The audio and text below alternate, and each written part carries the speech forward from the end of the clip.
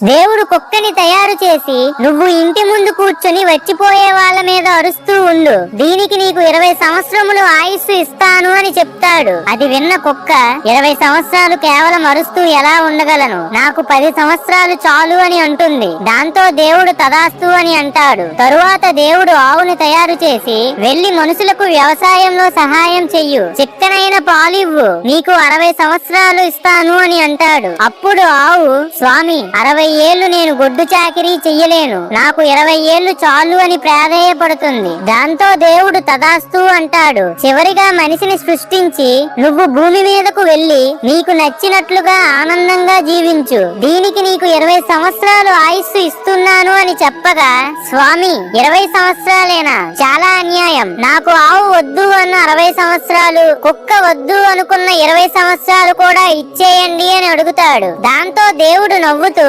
సరే నీ ఇష్టం, కానీ మీరు మొదటి 20 ఏళ్లు ఆడుతూ పాడుతూ సరదాగా గడుపుతారు, తరువాత 40 సంవత్సరాలు ఆవులాగా గొడ్డు చాకిరీ చేస్తూ కుటుంబ సభ్యుల కోసం కష్టపడతారు, మిగిలిన 40 ఏళ్లు మీరు వృద్ధులుగా మారి కుక్కలాగా వచ్చిపోయే వాళ్ళ మీద అరుస్తూ గొనుకుతూ ఉంటారు అని చెప్పి తదాస్తు అని మనిషిని సృష్టిస్తాడు. ఫ్రెండ్స్, ఓం నమః శివాయ అని కామెంట్ చేయండి.